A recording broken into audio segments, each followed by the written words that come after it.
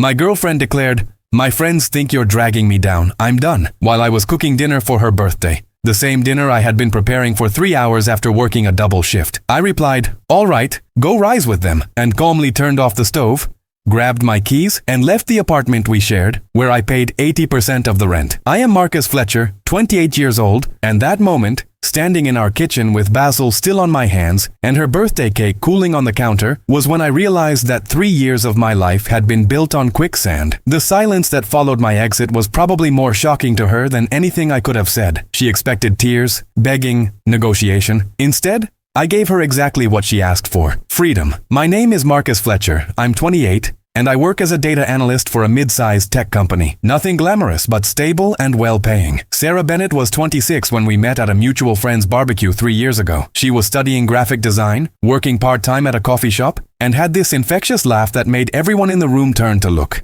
I fell hard and fast. The first year was perfect. We'd stay up until 3 in the morning talking about everything and nothing. She'd sketch while I worked on spreadsheets, our lives running in comfortable parallel. When her lease ended, moving in together seemed natural. The apartment in downtown Seattle was more than I could comfortably afford alone. But she promised to contribute equally once she graduated and found full-time work. That was 2 years ago. Sarah graduated 8 months into our lease with a degree in graphic design and a portfolio she was genuinely proud of. I attended her graduation, took photos with her parents who flew in from Oregon, and celebrated like her success was my success, because that's what you do when you love someone. But the job search dragged on. 1 month became 3, then 6. The coffee shop hours got reduced. Her contribution to rent dropped from 50% to 30%, then to almost nothing. I picked up the slack without complaint, even taking on weekend consulting gigs to cover the difference. After all, the job market was tough. She was trying, or so I thought. About 6 months ago, Sarah found a new friend group through an online design community. Suddenly, there were group hangouts at expensive restaurants I couldn't afford, weekend trips to Portland and Vancouver that I wasn't invited to, and constant references to inside jokes I wasn't part of. "They're just really career-focused," she'd explain when I asked why I never met them. "You wouldn't really fit in. They only talk about design stuff." I didn't push it. I trusted her. The red flags I should have noticed. She was always too tired for the activities we used to enjoy together, but somehow had energy for midnight video calls with her new friends. Our shared Netflix account showed she'd been watching entire series I'd asked to watch together, but with someone else logged in from a different location. The credit card I'd given her for emergencies was being used at boutique stores and trendy cafes almost daily, but I made excuses. She was networking, building professional relationships. I was being supportive. Her birthday fell on a Tuesday this year. I'd requested the day off weeks in advance, planning to make it special. Sarah loved Italian food, specifically her grandmother's recipe for ossobuco that she'd taught me to make during our first year together. It was a labor-intensive dish, braising veal shanks for hours, making the gremolata from scratch, timing everything perfectly so the risotto would be creamy when the meat fell off the bone. I'd worked a double shift the day before, covering for a colleague who called in sick, and barely slept. But I dragged myself out of bed at noon, went to the specialty butcher for veal shanks, stopped at the farmer's market for fresh herbs, and started cooking by 2 o'clock. The apartment smelled incredible by 5, when Sarah walked in from lunch with a friend. She looked at the table I'd set, the good dishes we'd received as a housewarming gift, candles I'd bought specifically for tonight, a small wrapped present containing the professional graphics tablet she'd been eyeing for months, and her face did something strange. Not happiness, not gratitude. Something almost like annoyance. "We need to talk," she said, not even acknowledging the effort in front of her. I was stirring the risotto, adding stock slowly like her grandmother had taught me, when she dropped the bomb. "My friends think you're dragging me down. I'm done." The spoon in my hand stopped mid-stir. "What?" "My friends think you're dragging me down," she repeated, voice flat. "They're right. You work in tech. You don't understand creative pursuits, and you're always too tired to do anything interesting. I need to be around people who inspire me, not someone who's just comfortable." 3 years. 3 years of early mornings and late nights, of covering rent when she couldn't, of encouraging her art when she felt discouraged, of being her cheerleader and her safety net. And this was how she saw me, as dead weight. The truly devastating part, she'd clearly rehearsed this. The words came out smooth, practiced, like she'd said them in the mirror, or worse, like her friends had helped her craft exactly what to say. I looked at the ossobuco braising in the oven, the risotto that needed another 10 minutes of constant stirring, the birthday cake I'd stayed up until midnight making, because she mentioned offhand 3 weeks ago that she missed her grandmother's lemon cake. Then I looked at her, standing in our doorway with her arms crossed, already checked out of this relationship, just waiting for me to make it difficult so she could feel justified. "All right," I said quietly. "Go rise with them." I turned off the stove, the risotto only half cooked, turned off the oven, pulling out the Dutch oven with the osso buco that would never be finished, grabbed my keys from the hook by the door where they always hung, and walked out. Behind me, Sarah sputtered something about, "That's it. And aren't you going to fight for this?" But I was already closing the door. The satisfaction of denying her the dramatic breakup scene she'd apparently scripted with her friends was worth more than anything I could have said. She wanted me to beg, to make promises to change, to give her ammunition for whatever story she'd tell later about how I wasn't good enough. Instead, I gave her silence and my absence. I drove to my friend Tyler's apartment across town. He opened the door, took one look at my face, and said, "Get inside. I'll order pizza." "She broke up with me," I said, collapsing on his couch. "On her birthday, while I was cooking dinner." Tyler's expression went through several emotions: surprise, anger, confusion, before landing on grim determination. "Tell me everything." I did. The 3 years. The financial burden I'd carried without complaint. The new friends I'd never met. The gradual exclusion from her life. The careful setup of tonight's dinner. The hours I'd put in after a double shift because I wanted her to feel loved on her birthday. The callous dismissal of all of it. "She's been planning this," Tyler said when I finished. "Nobody breaks up with someone on their birthday, right before a dinner you clearly put effort into, unless they want maximum impact. She wanted you to feel small." He was right, though I hadn't processed it that way yet. This was a power move, designed to demonstrate how little I meant to her now, how easily she could discard 3 years. "What are you going to do?" Tyler asked. "I don't know," I admitted. "Tomorrow I need to figure out the lease, move my stuff out, deal with all of it." "Tomorrow," Tyler agreed. "Tonight you eat pizza and play video games and don't think about her." But I couldn't stop thinking. Not about her specifically, but about the patterns I was only now seeing clearly. The expensive restaurants she went to with friends while claiming she couldn't afford rent. The new laptop she'd bought for work while I paid all our bills. The weekend trips funded by what exactly? And then it hit me, the credit card I'd given her for emergencies. I'd barely glanced at the statements. I trusted her, and I made enough that an extra $200 a month didn't break my budget. But now I was curious. I pulled up the credit card app on my phone and looked at the last 3 months of charges. My stomach turned. It wasn't $200 a month. It was nearly $3,000 per month. For the last 4 months, restaurants, boutique clothing stores, concert tickets, spa treatments, premium subscription services. She'd been living a lifestyle I couldn't afford while telling me she was too broke to pay rent. "Tyler," I said slowly, "I need to show you something." He looked at my phone screen and his jaw dropped. $12,000? In 4 months? "She's been telling me she can barely cover groceries," I said, the anger finally starting to surface through the shock. "I've been eating ramen and working overtime to keep us afloat. And she's been spending like you're her personal bank," Tyler finished. "Marcus, this is fraud. She's stolen from you. We're in a relationship. She's an authorized user on the card. You gave her a card for emergencies. This is abuse of that authorization." Tyler's girlfriend Jennifer was a lawyer. He was already texting her. "We're documenting this. Screenshots, everything. Before she realizes you might actually do something about it." While Tyler photographed every transaction, I sat there processing the scale of the betrayal. It wasn't just emotional. It was financial. She'd been systematically draining resources I'd given her in good faith while contributing nothing, then had the audacity to claim I was dragging her down. My phone buzzed. "Sarah, can you come back? We should talk about this maturely." I stared at the message. The nerve. The absolute nerve to now want a mature conversation after what she'd pulled. I didn't respond. 3 more messages came through over the next hour, each more irritated than the last. I ignored them all. Let her sit in the apartment I paid for, surrounded by the dinner I'd cooked for her, wondering why I wasn't playing my assigned role in her drama. "You're going to fight back, right?" Tyler asked, handing my phone back after he'd finished documenting everything. "You can't just let her get away with this." I looked at the evidence of $12,000 in unauthorized spending, thought about 3 years of one-sided support and financial burden. Remembered the dismissive cruelty in her voice when she declared I was dragging her down. "Yeah," I said quietly. "I'm going to fight back, but not the way she expected. Not with anger or confrontation or begging. I was going to do something she'd never see coming. Something that would use every piece of information I'd been too trusting to pay attention to before. I was going to make sure that when she rose with her new friends, she'd have to do it without the safety net I'd been providing, without the apartment I paid for, without the financial cushion that had allowed her to play at being a struggling artist while living like an influencer. She wanted to see me as dead weight she was cutting free? Fine, let's see how well she floated without me." The game was on, and she didn't even know she was already losing. The next morning, I woke up on Tyler's couch with a splitting headache and clarity I hadn't felt in months. My phone showed 17 missed calls from Sarah, and a barrage of texts that evolved from confusion to anger, to what appeared to be panic. "Where are you?" "This is childish, Marcus." "Fine, ignore me then." "Wait, are you seriously not coming back?" "We need to talk about the lease." "Marcus, answer me." I didn't.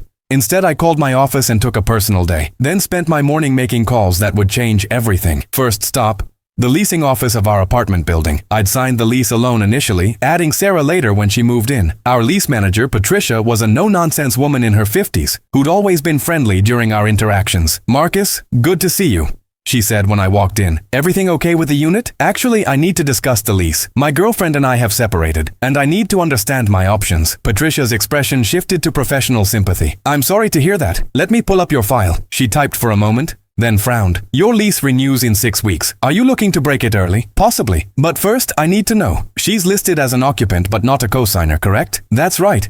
You're the sole leaseholder. She has no legal claim to the apartment beyond being an authorized occupant, which you can revoke at any time with proper notice." "Perfect. What would breaking the lease cost me?" 2 months' rent, so about $5,000. However, Patricia leaned forward conspiratorially. "If you're dealing with a difficult separation, you might consider simply not renewing. Give her the required 30-day notice to vacate as an occupant and ride out the remaining 6 weeks. That way you're not breaking anything, just choosing not to continue." "Can I do that even though we're both living there? You're the leaseholder. It's your legal residence. You can ask anyone to leave with proper notice, romantic partner or otherwise." She paused. "Just make sure you document everything in writing." I thanked her and left with a plan forming. 6 weeks. I could handle 6 weeks. Next call, my bank.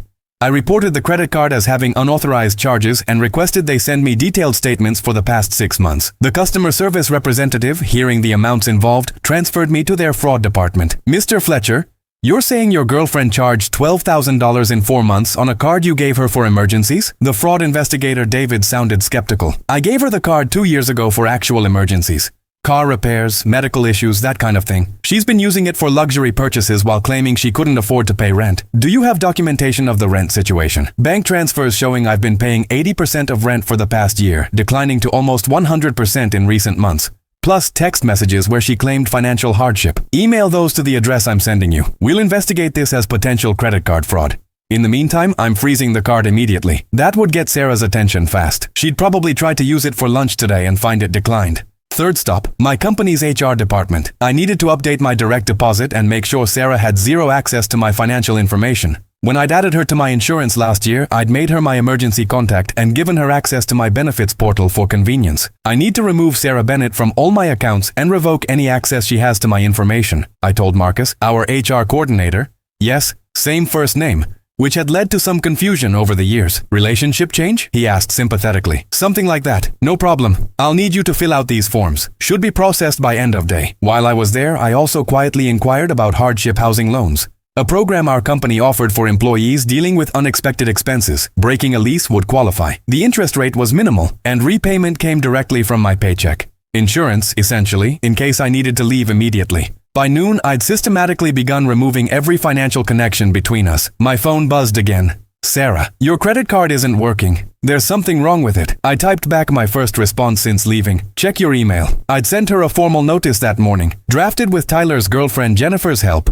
"This is to inform you that effective immediately, credit card ending in 4847 has been frozen pending investigation of unauthorized charges. Additionally, as sole leaseholder of apartment 342 at Meridian Towers, I am providing you 30 days notice that your occupancy will terminate on December 20th in accordance with building policy and Washington state tenant law." My phone immediately rang. I declined the call. Tyler came home from work to find me surrounded by papers, creating spreadsheets of every expense over the past 3 years. "You look like you're preparing for war," he observed. "I'm preparing for clarity," I corrected. Sarah called me dead weight. "I'm documenting exactly how much weight I've been carrying." The numbers were staggering. Over 3 years, I'd contributed roughly $85,000 to our shared life. Rent, utilities, groceries, her car insurance, which I'd added to my policy for the discount, her phone bill, streaming services, even her student loan payments for 6 months when she claimed she couldn't make them. Sarah had contributed maybe $20,000 total, and that was being generous. "This is insane," Tyler said, looking at my spreadsheet. "You basically funded her entire lifestyle for 3 years, while she told people I was dragging her down," I added bitterly. My phone buzzed with a new text. "We need to talk face to face.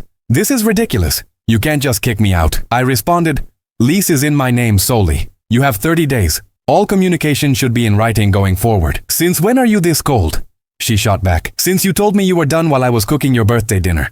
You wanted this." Jennifer arrived that evening with paperwork. "Okay, so legally you're in the clear to ask her to leave. But Marcus, I need to be real with you. If she refuses to go, eviction in Washington takes time. You'd need to file formally, and it could drag out for months. What if I just don't renew the lease and we both have to leave? That works, but then you're both homeless in 6 weeks. Where would you go? I hadn't thought that far ahead. Tyler spoke up. He can stay here as long as he needs. My lease allows it. Or, Jennifer continued, you could do something a bit more aggressive. Give her a move-out date that coincides with the lease end and start looking for a new place for yourself now. Sign a new lease that starts December 21st. Then when your current lease ends, she's the one scrambling, not you. That feels, I paused. Did it feel wrong? Sarah had systematically taken advantage of me for years, had just dumped me in the cruelest way possible, and had stolen thousands of dollars. Why was I worried about being fair? That feels appropriate. I finished. Let's do it. We spent the evening looking at apartments. By midnight, I'd applied to 3 places, all 1-bedrooms that cost about 60% of what I'd been paying for the 2-bedroom I'd shared with Sarah. My income alone easily qualified me. With the money I'd save on rent, plus not funding Sarah's lifestyle, I'd actually be financially ahead for the first time in years. Over the next week, a pattern emerged. Sarah alternated between apologetic texts, trying to get me to talk reasonably, and angry messages accusing me of overreacting. I responded to none of them, communicating only through brief, formal emails about logistics. Your belongings will remain undisturbed. I'll be collecting my possessions over the next 2 weeks on evenings when you're typically out. I knew her schedule better than she realized. Tuesday and Thursday she went to a design meetup that lasted until 10. I used those evenings to methodically remove everything that was solely mine. Clothes, books, the gaming console I'd bought, the expensive coffee maker that had been a Christmas present from my parents, even the kitchen knives I'd purchased. I left everything we'd bought together, or that she'd contributed. The furniture was mostly secondhand anyway, but I took my tools, my documents, my photos from before we met. I was erasing myself from that apartment piece by piece, and she couldn't stop me because she was never there to see it happening. On the second Tuesday, I arrived to find she'd changed the locks. I called the leasing office immediately. Patricia, Sarah changed the locks on my apartment. She can't do that. It's your lease. That's illegal. Patricia sounded furious. I'm sending maintenance right now to change them back, and she's getting a formal violation notice. If she does it again, we can begin eviction proceedings ourselves. When the maintenance team arrived, Sarah was there. I watched from the hallway as they explained that she had no authority to change locks on a lease she wasn't on. Her face went through a spectacular range of emotions. Shock, indignation, anger, and finally fear as she realized how little power she actually had. This is my home too, she argued. It's Mr. Fletcher's legal residence, the maintenance supervisor said firmly. You're an occupant by his permission, which he's revoked. You've been given proper notice to vacate. That's when she saw me standing in the hallway. You're really doing this? You're actually throwing me out? You ended the relationship, I said calmly. I'm simply ending the cohabitation. You have 3 weeks to find new arrangements. I can't afford first and last month's rent anywhere. You know that. You managed to spend $3,000 a month on my credit card. I'm sure you'll figure something out. Her face went white. Those were legitimate expenses. For restaurants, designer clothes, and spa treatments, while claiming you couldn't afford groceries? I shook my head. The credit card company is investigating it as fraud. You'll probably want to talk to a lawyer. I walked past her into the apartment, collected the last few boxes of my things,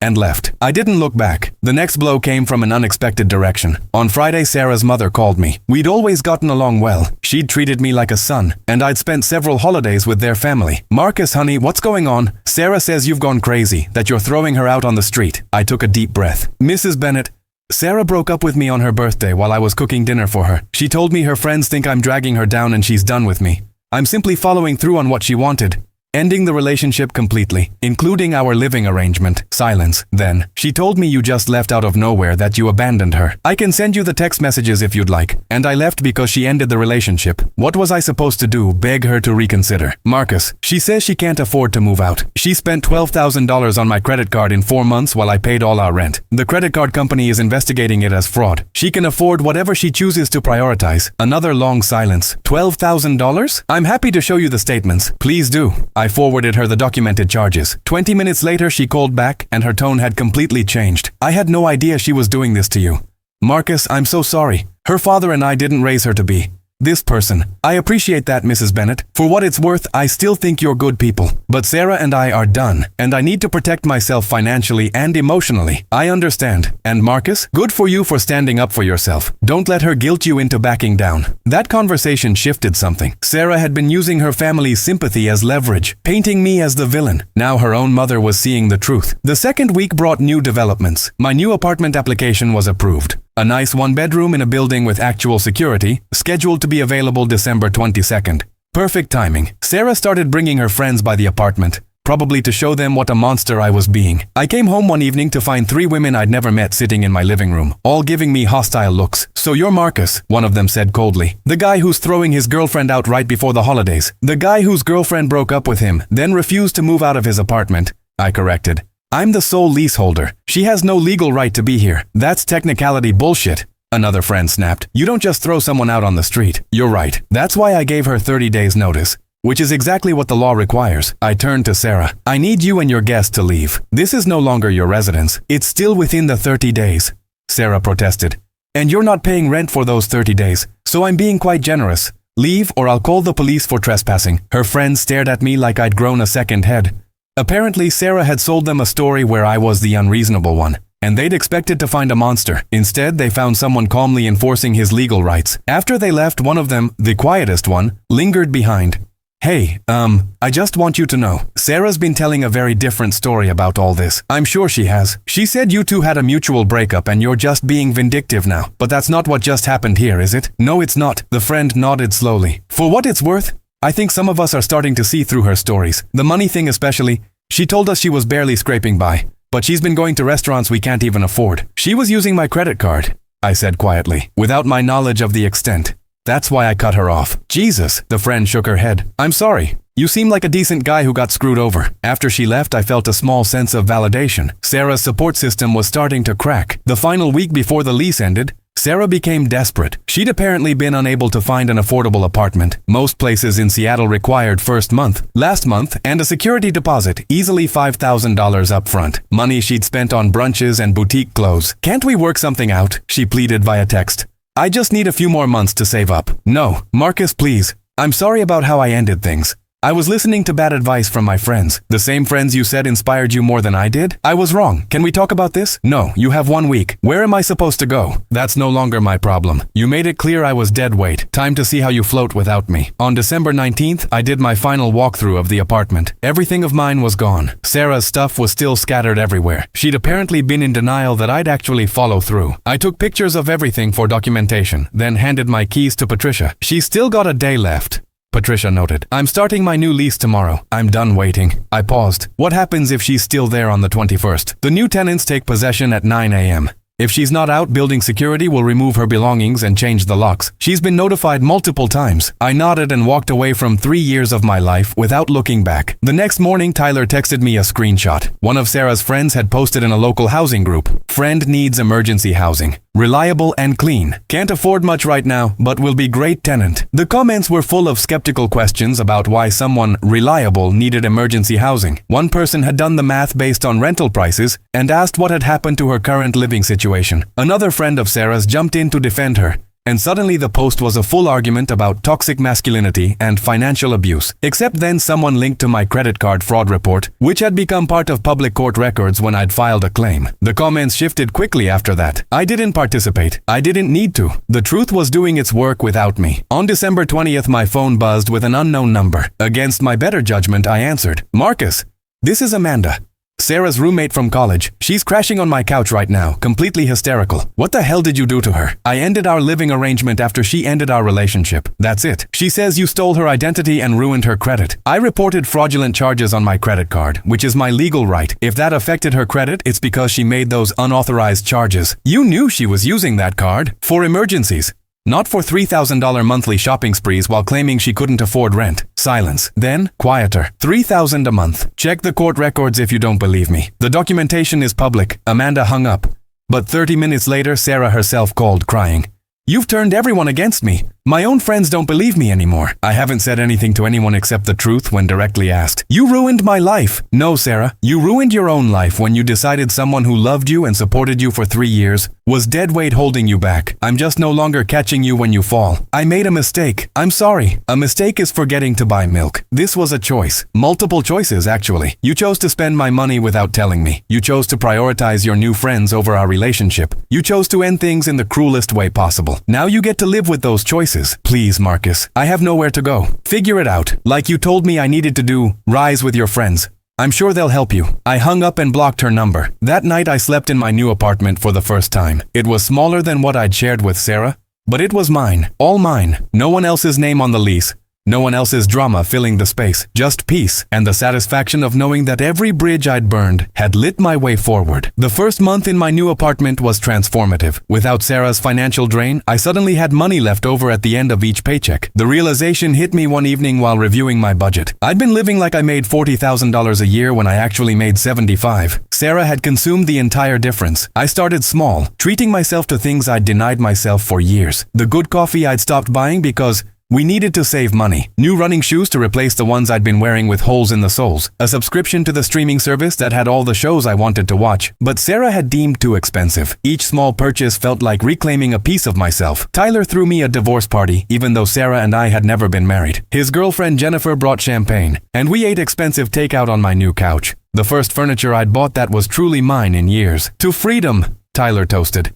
And to never being anyone's ATM again. To revenge served ice cold, Jennifer added with a wicked grin. I heard through the legal gossip network that Sarah's credit card fraud case isn't going well for her. The bank has documentation of everything. I felt a twinge of something. Not guilt exactly, but awareness that I genuinely damaged her life. Then I remembered the $12,000, the birthday dinner dismissal, the dragging me down comment, and the twinge evaporated. Good, I said simply. Work became a refuge and a source of renewed energy. Without the stress of Sarah's drama, my performance improved noticeably. My manager, Rebecca, called me into her office after a particularly successful project presentation. Marcus, I don't know what's changed in the last month, but whatever it is, keep doing it. Your work has always been solid, but lately you've been exceptional. Just some personal issues that got resolved, I said diplomatically. Well, resolved looks good on you.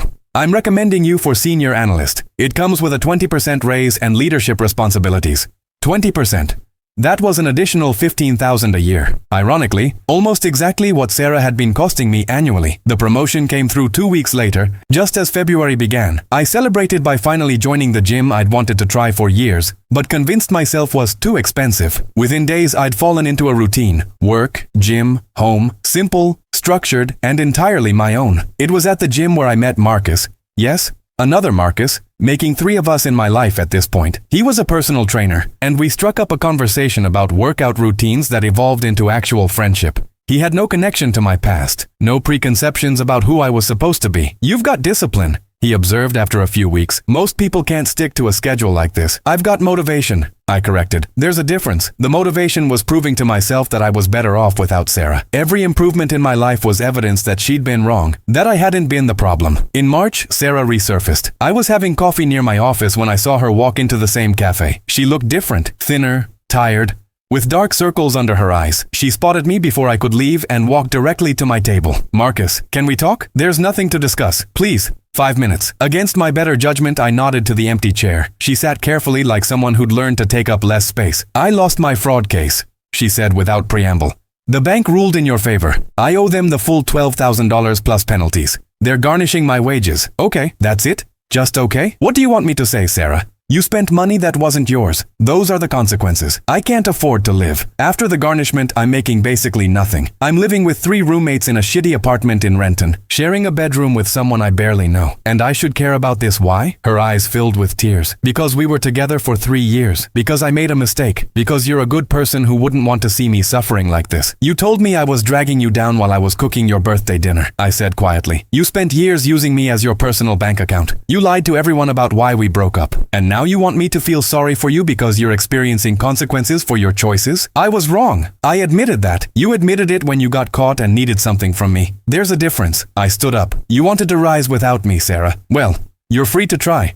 But you don't get to use me as a safety net anymore. You've changed, she said, making it sound like an accusation. You never used to be this cold. No. I used to be a doormat. There's a difference. I left her sitting there and didn't look back, but my hands were shaking as I walked away. Seeing her, hearing her circumstances, had stirred something I didn't want to acknowledge. Not sympathy exactly, but recognition that my revenge had been devastatingly effective. That evening, I called Jennifer. Question: morally speaking, at what point does justified revenge become just cruelty? Why? Having second thoughts? Sarah's apparently in a really bad situation now. Garnished wages, terrible living conditions, drowning in debt. Marcus, let me be very clear about something, Jennifer said in her lawyer voice. Sarah committed actual fraud against you.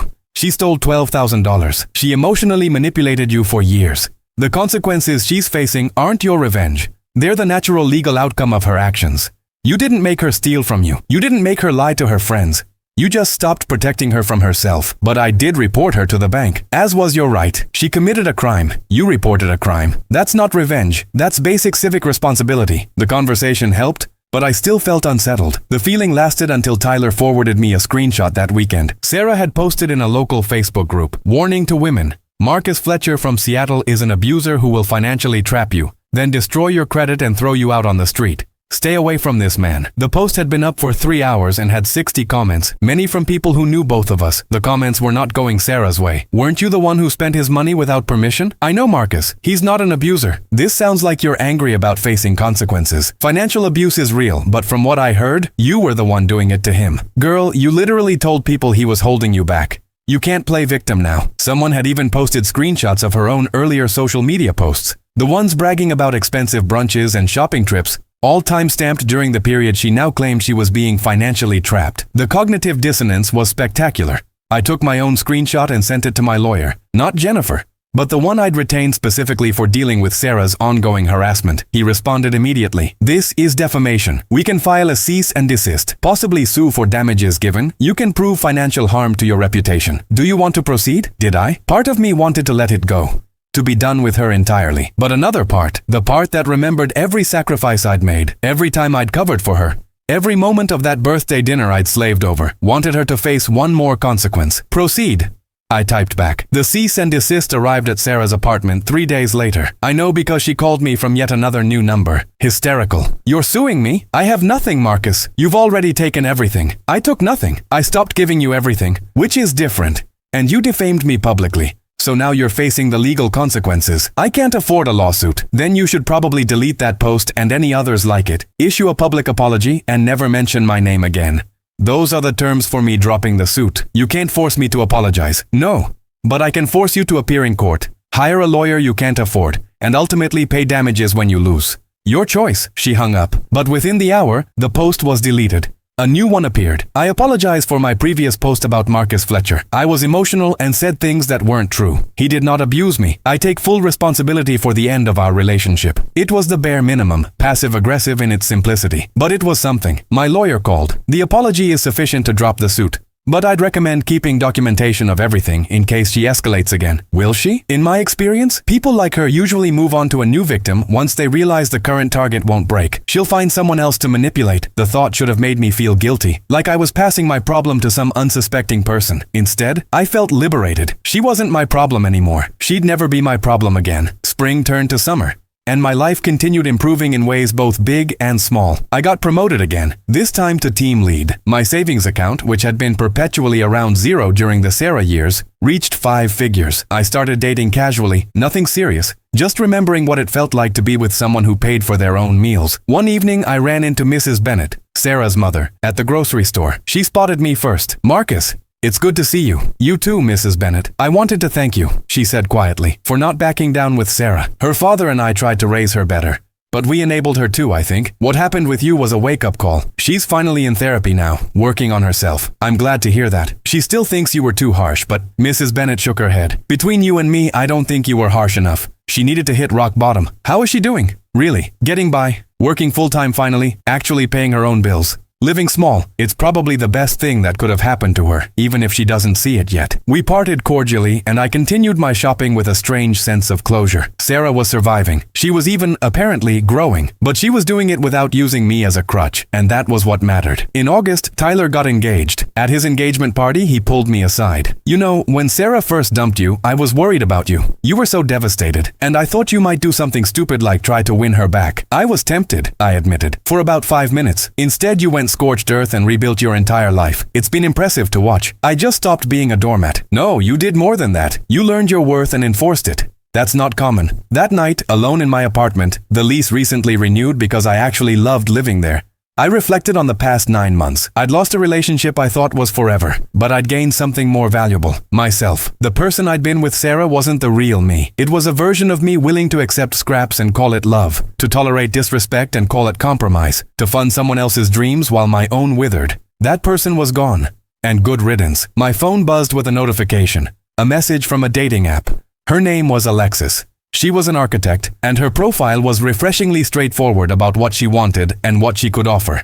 "Hi Marcos. The message read, "Your profile made me laugh. I appreciate a man who knows how to cook Italian food and isn't afraid to say he values financial stability. Want to grab coffee sometime?" I looked at the message for a long moment, considering, was I ready? Did I want to risk this again? But then I thought about everything I'd learned, every boundary I'd established, every piece of myself I'd reclaimed. I wasn't the same person who'd let Sarah take advantage of me. I never would be again. "Coffee sounds great," I typed back. "I know a place." And just like that, I was moving forward, not running from my past, but walking confidently into my future, knowing exactly what I was worth and refusing to settle for less. Sarah had been right about one thing. She needed to rise without me. What she didn't realize was that I'd needed to rise without her too. The coffee with Alexis went better than expected. She was sharp, funny, and refreshingly direct about her expectations in a relationship. When the bill came, she immediately reached for her wallet.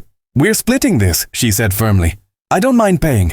"I know you don't, but I mind being treated like I can't pay for my own coffee." We split it. It was such a small thing. But after years of funding every date with Sarah, watching Alexis casually pull out her credit card felt revolutionary. We started seeing each other regularly. She had her own successful architecture firm, her own apartment, her own life.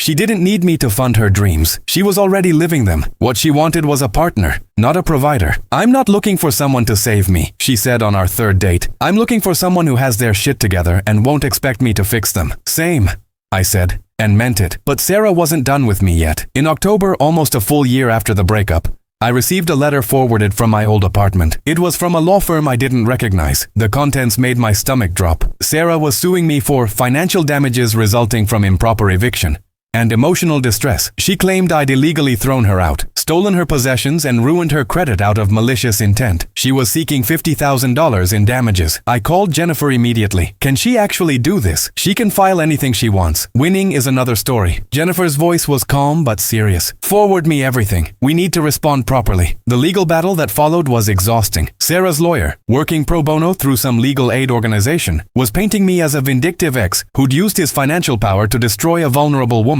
The narrative was compelling if you didn't know the actual facts. Discovery was brutal. Both sides had to provide evidence. I turned over bank statements, lease documents, the credit card fraud report, emails, text messages, everything documenting our financial arrangement and how it ended.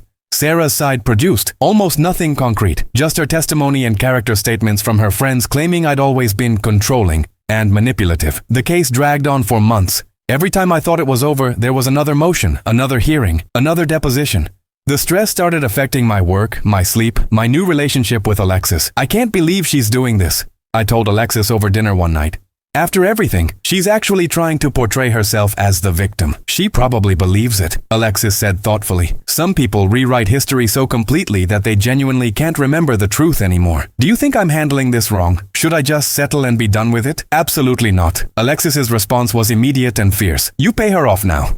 You validate her narrative. She'll tell everyone you were guilty and paid to make it go away. You fight this." The depositions were revealing. Sarah's lawyer questioned me for 6 hours, trying to find any crack in my story. But the documentation was bulletproof. Every claim I made about paying rent, about her spending, about the proper notice to vacate, all backed up by hard evidence. Sarah's deposition, from what Jennifer told me, went poorly for her side. "She couldn't keep her story straight," Jennifer explained. "She claimed you'd promised to pay all her expenses forever, but she had no written evidence. She claimed you'd given her the credit card for all purchases, but your original email specifically said, 'Emergencies only.' She claimed you'd threatened her, but all your communications were calm and professional. So we're winning, we're not losing," which isn't the same thing in civil cases. Juries can be unpredictable, especially when there's a sympathetic-looking woman claiming financial abuse. The trial was set for March, 15 months after the original breakup. I'd moved on with my life in so many ways, but this kept dragging me back into Sarah's orbit. Then, 2 weeks before trial, something unexpected happened. Tyler forwarded me a social media post from one of Sarah's friends, one of the ones who'd been at my apartment that day, trying to make me feel guilty for throwing her out. "Anyone else notice how Sarah's story about her ex keeps changing? First he was abusive, then he wasn't but was financially controlling, now he's some kind of stalker? I'm starting to think we didn't get the real story."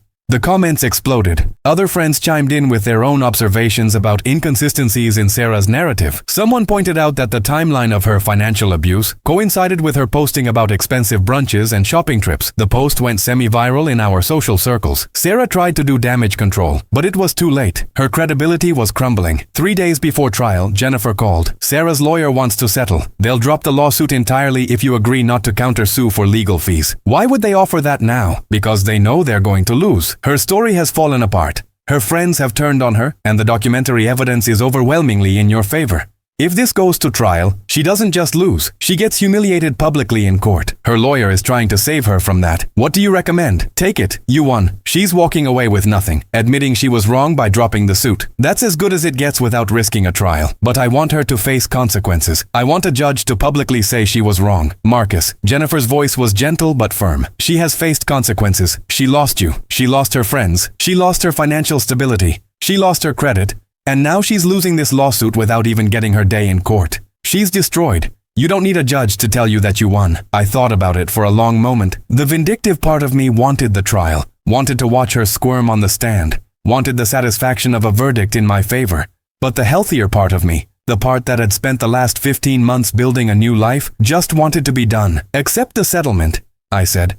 Let's be finished with this. The paperwork was signed on a Friday. The lawsuit was dismissed with prejudice, meaning Sarah could never sue me again for the same claims. My legal fees had totaled almost $8,000, which I'd never recover, but I was free. That weekend, Alexis took me away for a surprise trip to the coast. We stayed in a small bed and breakfast, walked on the beach, and didn't talk about Sarah even once. How does it feel? Alexis asked on our last evening, watching the sunset over the ocean. Anticlimactic, I admitted. I thought I'd feel more victorious or something. That's because real revenge isn't a moment. It's a process. She tried to destroy you and instead you rebuilt yourself into someone better. That's not a single victory. That's you winning every single day. When did you get so wise? I dated a narcissist for 5 years before I learned to value myself. I recognized the pattern. She squeezed my hand. You did good, Marcus. You enforced your boundaries. You didn't let her rewrite history. And you came out stronger. That's what winning actually looks like. Back in Seattle, I finally allowed myself to relax. The lawsuit had been the last thread connecting me to Sarah. Now even that was severed. My life settled into a comfortable rhythm. Work was thriving. I'd been promoted to senior team lead with whispers of management track. My relationship with Alexis was steady and healthy, built on mutual respect and actual partnership. We just signed a lease together on a 2-bedroom apartment in Capitol Hill, splitting everything 50-50. I make more than you, I'd pointed out when we were deciding how to split rent. I don't care. Equal partners means equal shares, she'd replied. It was such a foreign concept after Sarah that I'd actually laughed. In May, exactly 18 months after the breakup, I ran into Sarah one last time. I was having lunch with Alexis at a restaurant downtown when I spotted her through the window, walking past with a man I didn't recognize. She looked better than the last time I'd seen her. Healthier, more put together. The man with her was attentive without being hovering.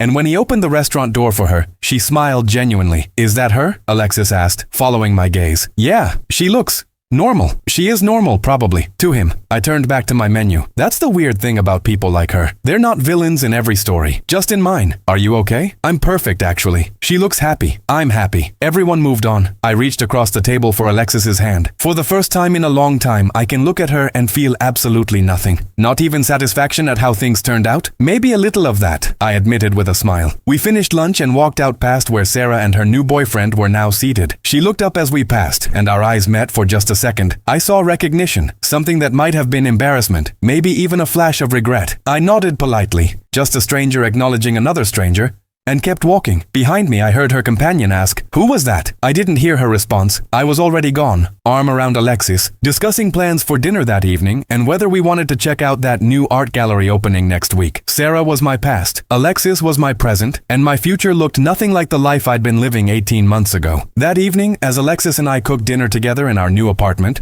both of us contributing ingredients we'd bought, both of us sharing the work, I realized something profound. Sarah had been right that I was dragging her down. Not because I was dead weight, but because I was enabling her worst impulses. By always catching her, always funding her lifestyle, always making excuses for her behavior, I'd prevented her from growing up and taking responsibility for her own life. My departure hadn't just saved me, it had probably saved her too. "What are you thinking about?" Alexis asked, catching me staring out the window. "About how sometimes the kindest thing you can do for someone is refuse to save them." Deep thought for a Tuesday. It's been that kind of year. I pulled her close. "Thank you." "For what?" "For being someone who doesn't need saving. For being a partner instead of a dependent. For splitting the grocery bill and not making me feel like a wallet with legs. The bar was really that low? You have no idea." She kissed me softly. "Well, I'm glad you raised it." Me too. As we sat down to eat the meal we'd made together, I looked around our apartment, our furniture, our bills, our life, and felt something I hadn't felt in years. Peace. Not the peace of revenge successfully executed, though there was certainly satisfaction in that, but the deeper peace of knowing my worth, enforcing my boundaries, and building a life with someone who valued me as much as I valued them. Sarah had taught me what I wouldn't tolerate. Alexis was teaching me what I deserved. And that, in the end, was the real revenge. Not just destroying my past, but building a future so much better that my past became irrelevant. The game wasn't just won. It was over entirely, and I had never been happier to walk away from the board. The true satisfaction of my revenge didn't hit me until October, 2 years after the breakup. Tyler's wedding was approaching, and as his best man, I'd been heavily involved in planning. During a fitting for our tuxedos, he mentioned something casually that made everything click into place. Oh, weird coincidence. Sarah's name came up in a conversation at work last week. I paused mid-adjustment of my bow tie. How? One of the new hires was talking about a nightmare roommate situation. Turns out Sarah's been cycling through living arrangements, getting kicked out every few months for not paying her share of rent. She's apparently on her 4th place this year. And people keep taking her in? She's still got the charm working on new people who don't know her history. But it catches up fast. Tyler's reflection in the mirror showed satisfaction. The new hire said Sarah tried to guilt her about not understanding how hard it was for survivors of financial abuse, and the hire shut her down immediately. Said she'd looked up the court records and knew the real story. The court records, the lawsuit she'd filed and lost, everything was public, searchable, permanent. Sarah's attempt to rewrite history had instead created an indelible record of the actual truth. She's blacklisted herself, I said slowly, understanding dawning. Every time she tries to play victim with a new person, they can verify the facts. Exactly. And every time she gets kicked out of a new living situation for not paying rent, it just confirms what the records already show. She's the problem, not you. That's when the full scope of what I'd accomplished became clear. I hadn't just defended myself. I'd created a permanent barrier around my reputation. Sarah could tell whatever story she wanted, but the facts were legally documented and publicly accessible. Every future victim could protect themselves simply by doing a basic background check. The wedding was beautiful. Tyler and his bride, Jennifer, had written their own vows about partnership, equality, and mutual support. As I stood beside Tyler, watching him promise to be an equal partner in all things, I caught Alexis's eye in the front row. She was crying happily, but she smiled at me with such warmth that I felt my chest tighten with emotion. After the ceremony, during the reception, Alexis pulled me onto the dance floor. "That was beautiful," she said, swaying with me to the slow song. Made me think about what I want in my own future. Yeah? Yeah. She looked up at me, her expression serious. I want what they have. True partnership. Someone who sees me as an equal, not a princess to rescue or a problem to manage. I want that too. I know you do. You've proven it every day for the past year. She paused. I was wrong about something, by the way. Earlier, I said real revenge is a process, but I think I was only half right. What do you mean? Real revenge isn't just about punishment or consequences. It's about transformation. You didn't just make Sarah face what she did. You became someone completely different. Someone she could never hurt again. That's the kind of revenge that lasts. As we danced, I looked around at the people who'd supported me through the worst time of my life. Tyler and Jennifer, now married. My parents, who'd flown in and spent the weekend hearing about my new job, my new apartment, my new relationship, colleagues who'd become genuine friends, even a few of Sarah's old friends who'd reached out to apologize for not seeing the truth sooner. I'd built a community of people who valued honesty, reciprocity, and mutual respect. Every one of them knew what had happened with Sarah, and every one of them had chosen my side. Not because I'd manipulated them, but because the evidence was overwhelming. The DJ announced the best man's speech. I'd been dreading this moment slightly, unsure how to talk about Tyler's marriage without my own relationship history coloring everything. But as I stood at the microphone looking at the happy couple, the words came naturally. I've known Tyler for 15 years. And I've watched him date a lot of people. Some relationships were good, some were disasters. All of them taught him something. But what Tyler has with Jennifer is different. It's not about need or dependency. It's about choice. The daily choice to be partners, to support each other equally, to build something together. I glanced at Alexis. Someone wise recently told me that the best relationships aren't about rescuing each other. They're about two whole people choosing to share their lives. Tyler and Jennifer embody that. They don't complete each other. They complement each other. And that makes all the difference. The room erupted in applause. As I sat down, Tyler leaned over and whispered, "That was a hell of a speech for someone who got his heart destroyed 2 years ago." "My heart didn't get destroyed," I whispered back. "It got educated." The reception continued late into the night. Around 11, I stepped outside for air and found myself alone on the venue's terrace, looking out at Seattle's skyline. The city looked beautiful, full of lights and possibilities. My phone buzzed. Unknown number. Against my better judgment, I checked it. "Marcus, this is Sarah. I know you probably don't want to hear from me, but I wanted you to know I'm genuinely happy for you. I saw the wedding photos on social media. You look happy. She seems great. I'm sorry for everything.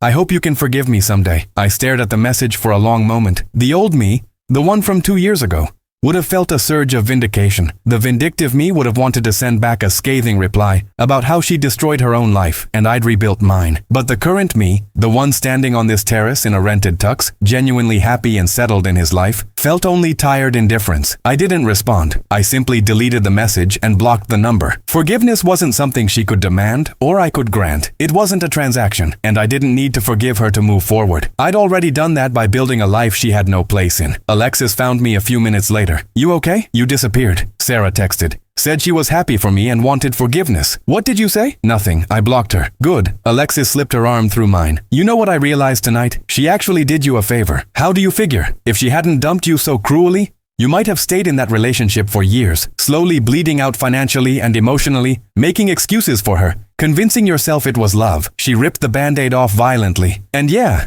it hurt like hell.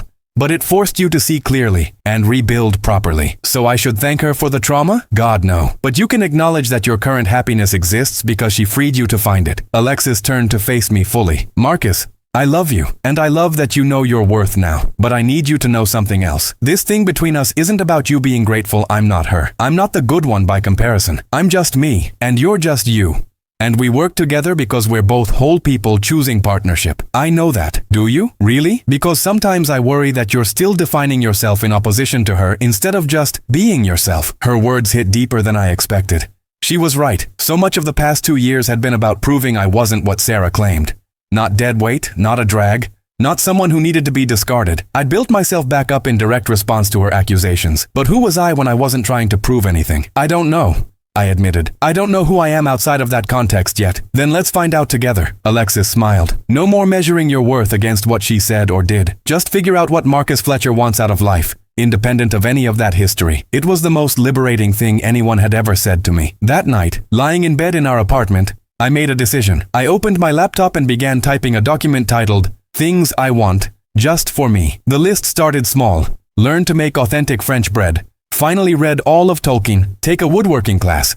Visit Japan, learn conversational Spanish, build a proper home gym. Nothing revolutionary. Nothing profound. Just things I'd always wanted to do but had never prioritized when I was busy funding someone else's dreams or proving I wasn't worthless. Over the next few months, I started checking items off. The bread came out perfect after a dozen tries. The woodworking class led to building a bookshelf that actually looked professional. I signed up for Spanish lessons at the community college. And slowly, I stopped thinking about Sarah entirely. It wasn't conscious. There was no dramatic moment of letting go. She simply faded from relevance, became a minor character in my history rather than the defining antagonist. By the time Christmas rolled around, 2 full years after the breakup, I realized I'd gone 3 months without a single thought about her. Not in anger, not in satisfaction, not even in passive curiosity about how her life was going. She'd become genuinely irrelevant. Alexis noticed the shift. You seem lighter lately, she commented while we were decorating our Christmas tree.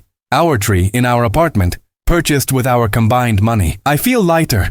Like I'm not carrying something I didn't even realize I was still holding. The need to prove her wrong? Maybe. Or just the weight of that whole chapter. I hung an ornament carefully. You know what's weird? I don't even feel angry anymore. I'm not glad she's struggling, but I'm not invested in her doing well either. She's just some person I used to know who treated me badly, like a shitty boss from a job I left years ago. That's called healing, is it? It feels more like indifference. Indifference is the final stage of healing from betrayal, Alexis said confidently. First you're hurt, then you're angry, then you're vengeful, then you're healing, and finally you're indifferent. Indifference means they can't touch you anymore. She was right. Sarah couldn't touch me anymore. Not emotionally, not financially, not legally. I'd systematically removed her ability to affect my life in any way. The revenge wasn't in her suffering, though there was certainly satisfaction in knowing she'd faced consequences. The revenge was in my absolute immunity to her now. She could text, call, email, send smoke signals, and I would feel nothing beyond mild annoyance at the interruption. On Christmas Eve, Alexis and I hosted a small dinner party. Tyler and Jennifer came, along with a few other close friends. As we sat around our table, eating food we'd all contributed to, laughing at inside jokes, planning a group trip for the following summer, I felt overwhelmingly grateful. Not grateful that Sarah had left, though that had ultimately been necessary, but grateful for what I'd learned, the boundaries I'd established, the life I'd built. Speech, Tyler called suddenly, raising his wine glass. Marcus, you're being too quiet. Say something profound about the holidays or friendship or whatever. I stood, glass in hand, looking around at these people who'd become my chosen family. 2 years ago, I thought my life was over. I thought I'd lost everything that mattered. But what I'd actually lost was dead weight I'd been carrying so long, I'd mistaken it for part of myself. I paused. Collecting my thoughts. The best revenge isn't making someone suffer. It's building a life so good that their absence becomes a blessing rather than a wound. So here's to all of you for helping me build that life. And here's to everyone at this table being whole people who don't need saving, just companionship. Hear, hear.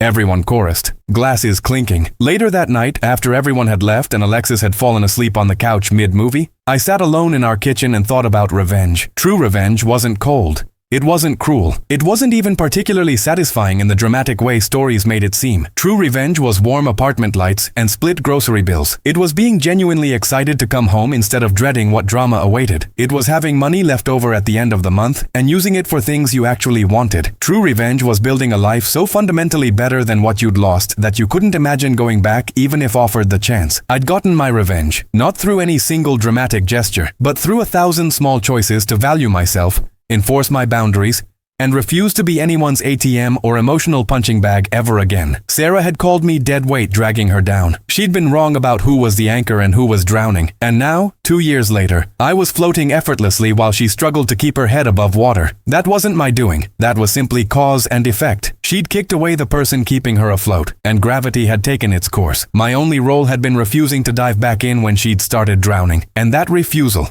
that boundary, that commitment to my own worth, that was the revenge that mattered. Not her suffering, my thriving. Not her loss, my gain. Not her regret, my indifference. I'd won not by destroying her, but by becoming someone she could never destroy. And that victory was sweet not because it hurt her, but because it had freed me. 3 years after the breakup, I proposed to Alexis on the same terrace where I'd received Sarah's apology text and blocked her number. It felt poetically appropriate, transforming a space associated with closure into one celebrating new beginnings. She said yes, obviously. We'd been building toward this moment for months, discussing marriage practically and honestly, ensuring our visions of the future aligned before making it official. I love that we talked about this first, Alexis said, admiring her ring. No drama, no surprise that might go wrong. Just two adults making a mutual decision. After my last relationship, I'm allergic to drama. Good. Me too. We married 6 months later in a small ceremony at a botanical garden. Tyler was my best man again. Alexis's sister was her maid of honor. My parents flew in from their retirement community in Arizona, beaming with pride at how I'd rebuilt my life. Sarah was not invited, obviously. Neither were any of the people from that chapter of my life who'd sided with her or enabled her behavior. Our wedding was attended only by people who'd supported both of us, who valued honesty and partnership, who understood that marriage was about building together rather than one person supporting the other. During our honeymoon in Japan, a trip I dreamed about for years but never taken because Sarah considered it too expensive, I finally allowed myself to reflect on how completely my life had transformed. Do you ever think about your ex? Alexis asked one evening as we soaked in an onsen, looking out at Mount Fuji in the distance. Sometimes, I admitted, but not the way you might think. I don't wonder how she's doing or feel angry anymore. I think about her the way you think about a bad car accident you survived. Acknowledgement that it happened, gratitude that you made it through, but no desire to revisit the scene. That's healthy. What about you? Do you think about yours? The narcissist I dated before? Occasionally. Usually when I notice something you do that's the complete opposite of his behavior. Like this trip. He would have complained about the cost, made everything about him, ruined it with his need for attention. You planned everything to make me happy and never once mentioned what it cost. To be fair, we saved for this together. It's our money. Exactly. That's the difference. She reached for my hand under the water. You know what the best revenge on a bad ex is? Not proving them wrong. Not making them regret what they lost. Just building a life so good that you genuinely forget they exist. She was right, as usual. Sarah had become such a non-entity in my life that I'd gone this entire conversation without even specifying which ex we were discussing. She was just that ex, the one who'd taught me what I wouldn't tolerate. We returned from Japan refreshed and ready to tackle our next project. Buying a house. Not because we needed to, but because we'd saved enough for a down payment and wanted to invest in our future together. The house hunting process was revealing. Alexis and I approached it like a business partnership, discussing budgets, locations, must-haves, and nice-to-haves. We split the down payment 50-50, put both names on the mortgage, and made every decision together. This is what I always imagined adult relationships looked like. I said while signing the purchase agreement, equal partners building something together, as opposed to one person carrying all the weight while the other pretends to help. We moved into our house in early fall, 4 years after the Sarah debacle. It was a modest 3-bedroom Craftsman in a good neighborhood. Nothing flashy, but solidly ours. We'd negotiated the price down, gotten a good interest rate, and were easily affording the mortgage on our combined incomes. Life settled into comfortable rhythm. Alexis's architecture firm was thriving. I'd been promoted to director level at my company, overseeing 3 teams, We alternated cooking dinner, split household chores, and spent weekends working on house projects together. One Saturday, while painting our spare bedroom that would eventually become a nursery, I received a LinkedIn message that made me pause. "Hi Marcus. You don't know me, but I'm a friend of Sarah Bennett's. I'm reaching out because she's told me about your past relationship, and I wanted to get your perspective before moving forward with a business partnership with her." I stared at the message for a long moment. The vindictive part of me wanted to unload everything. Warn this person about Sarah's pattern of taking advantage. The fraud, the lawsuits, all of it. But the healthier part of me, the part that had genuinely moved on, recognized this for what it was. Sarah still using me as a reference point, still defining herself in relation to what had happened between us. I replied simply, "I'd recommend conducting your due diligence through standard business channels, credit checks, background checks, professional references. My personal history with Sarah ended 4 years ago, and I don't feel it's appropriate for me to comment on her professional capabilities. Best of luck with your decision." Professional, distant, unhelpful to either party. Perfect. Who was that? Alexis asked, noticing my expression. Someone asking about Sarah's business reliability. What did you say? Essentially nothing. Told them to do their own research. Good. Not your circus, not your monkeys anymore. Exactly. But the message nagged at me. Not because I cared about Sarah's business ventures, but because it represented the final test. Would I actively interfere with her life, or would I truly let go? I chose letting go. Whatever business this person was considering with Sarah, they'd make their own informed decision. If Sarah had genuinely changed and grown in 4 years, she deserved the chance to prove it. If she hadn't, the evidence would speak for itself without my interference. That night I told Alexis about my decision. I think that was the last thread. If I can get a message about her and feel nothing but mild annoyance at being contacted, I've genuinely moved on. How does that feel? Anticlimactic, I admitted. I spent so long being angry, and then being vindicated, and then being indifferent. I expected some big final moment of closure. Instead, it's just over. Like finishing a book and putting it on a shelf. That's what real closure looks like. Not dramatic, just done. The years continued passing. Alexis and I had our first child, a daughter named Emma. Watching her come into the world, holding this tiny person we'd created together, I felt overwhelming gratitude for the path my life had taken. If Sarah hadn't ended things so brutally, I might still be stuck in that relationship. I might have proposed out of obligation, married her, maybe even had children with her, all while funding her lifestyle and slowly drowning in resentment. Instead, I was here, with a partner who contributed equally to every aspect of our life, with a daughter who would grow up seeing a healthy relationship modeled for her, with financial stability and emotional peace. "Thank you," I whispered to Alexis in the hospital room, holding Emma. For what? For being someone who didn't need fixing. For splitting the hospital bill. For being an actual partner. She laughed, exhausted but happy. The bar was really underground, wasn't it? You have no idea. Emma's first year was challenging but joyful. Alexis and I tag-teamed parenting duties, both taking parental leave, both adjusting our work schedules to share the load. We hired help when we needed it, accepted support from family and friends, and never pretended we had it all figured out. On Emma's first birthday, as our house filled with friends and family celebrating, I looked around at what we'd built. Not perfect. Parenting was exhausting and our house was chaotic, but real, solid, based on mutual respect and genuine partnership. Tyler pulled me aside during the party. "You know what's wild? 5 years ago, you were destroyed by Sarah leaving. Now look at you. Married, homeowner, father, thriving career. You completely rebuilt your life. I had help," I acknowledged. "A lot of help. But you did the work. And more importantly, you learned the lesson. Sarah taught you what you wouldn't tolerate. And you actually applied those boundaries to everything that came after. You think she ever learned anything? Does it matter?" He was right. It didn't matter. Sarah's growth or lack thereof was no longer my concern. I hoped she'd found therapy, stability, maybe even happiness, but her journey was separate from mine now. That night, after the party ended and Emma was asleep, I found myself in my home office, looking at old photos on my computer, not intentionally seeking them out, just stumbling across them while organizing files. There were pictures from my time with Sarah.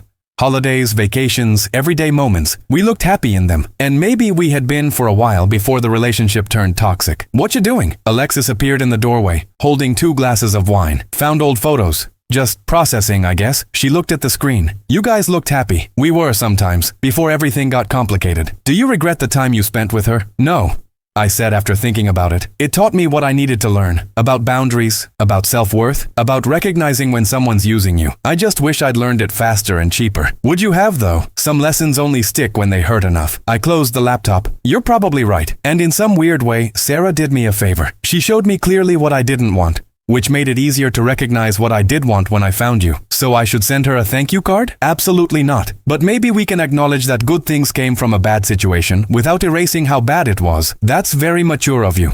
5 years of therapy will do that. We laughed and headed to bed, leaving the past in the past where it belonged. Years continued passing. Emma grew from baby to toddler to kindergartner. Alexis and I celebrated anniversaries, managed career changes, bought a slightly bigger house when we decided to have a second child. Life was full and busy and occasionally stressful, but fundamentally good. I rarely thought about Sarah anymore. She'd faded into the same category as other people I'd known once, but didn't anymore. Former colleagues, high school acquaintances, that friend from college I'd lost touch with. Just someone who'd been part of my story for a while before the plot moved on. On the 10th anniversary of the breakup, though I only realized the date after the fact, I took stock of my life. Happily married for 6 years, 2 healthy children, owned a home we could actually afford, senior director position with 6-figure salary, 0 debt beyond the mortgage, savings, investments, retirement accounts all healthy, close friendships built on mutual respect, no ongoing drama with exes. It wasn't revenge in the traditional sense. Sarah's life may or may not have improved in those 10 years. I genuinely didn't know or care. But my life had improved so dramatically that the contrast alone felt like vindication. The best revenge truly was living well. Not to spite someone else, but because building a good life was its own reward. I'm happy, I told Alexis one evening. A simple statement, but profound in its truth. Me too. Like, genuinely, deeply happy. Not because anything dramatic happened, or because I proved someone wrong. Just happy with our normal, stable, drama-free life. That's what happiness actually is. Not constant excitement or validation. Just steady contentment with the life you've built. She was right, and that contentment, that quiet, stable happiness, was the final and best revenge against everyone who doubted me, dismissed me, or tried to drag me down. I'd risen, not to prove Sarah wrong. She'd become irrelevant long ago. But because I'd learned my worth and refused to settle for less than I deserved. And in the end, that was the only revenge that mattered.